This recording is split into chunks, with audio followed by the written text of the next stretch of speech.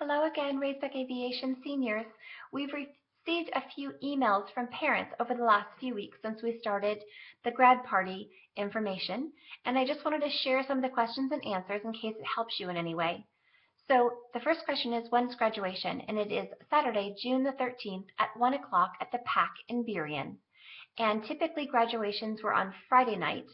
And so with a Saturday night graduation, if you plan to attend the grad party, you would not have the opportunity to have a family party that night.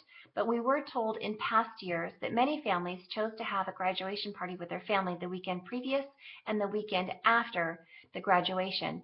With our Saturday graduation, you may also want to consider the Friday night previous to the graduation, or maybe even a Saturday morning party. Keep in mind that even if the grad party was on a typical timeline, you would have left on Saturday at around 3 o'clock for the grad party, and then you would have returned on Sunday morning at 6 or 7 in the morning, and you wouldn't have slept. So you could have had a party on Sunday night, but you probably would be pretty sleep deprived. But with our 30-hour party, you would be arriving home so late on Sunday evening that a grad party on Sunday evening would not be viable either. The next question is, what is the sleeping arrangements? So graduates will stay in same-sex hotel rooms with other students from Raceback. And then the next question is will the chaperones be ensuring the students remain in their rooms at night? So yes, we do have a plan in place with ample chaperones to make sure that the students remain in their assigned rooms during sleeping hours. The next question is, are only 2015 graduate seniors of RAHS able to attend? Yes, and the chaperones, of course. And the next question is, who are the chaperones and how many will be accompanying on a trip? So we have a list of chaperones which currently consist of parents, but we will be confirming the list as we move forward. We'll be formulating safeguards so all chaperones have background checks, and in addition, we've reached out to parents who are medical professionals, and we'll make sure that we have a chaperone that is a nurse or doctor, or maybe even both. We hope to have a minimum of a 10% ratio. We should have more than that, but our goal is a minimum of 10%. Next question, why is there a parent and student contribution? As you all know, when you guys buy something, you value it more. So when young people contribute, there's a level of pride and ownership that sometimes doesn't come without it. Also, the extra money gives you guys perks. Last year, the event was very tightly budgeted, but the chairman was actually able to artfully manage student gifts and prizes.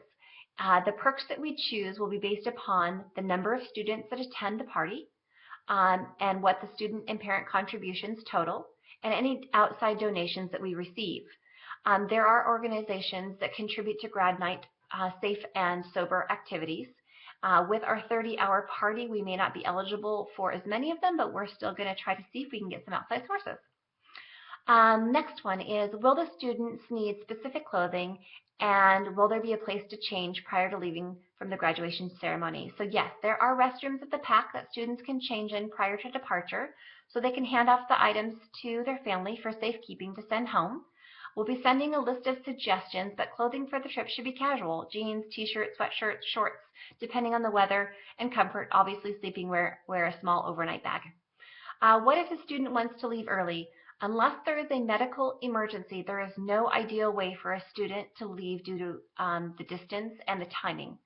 The event offers an abundance of options, so we do believe that it would be highly unlikely that a student would want to leave anyway, but the quantity of chaperones would require some flexibility if necessary, because there will be some chaperones that are driving and not on the buses. Next question. I noticed that parents are required to pick up their students within 10 miles of Seattle. Is this the center point of Seattle as the 10-minute drive area? And the answer is yes. So we will be disclosing where that location will be in the upcoming days surrounding the trip, and it will be within 10 minutes of downtown Seattle. And then the question is, why are parents required to pick up the students? This requirement is to ensure that students arrive home without detours after the graduation party. Please remember that the goal of the party is not only to have a great time, but also to keep the kids safe. And with our arrival so late in the evening, we want to ensure that the students arrive home after the celebration without any detours. The next question, will chaperones be available until all the kids are picked up? Yes.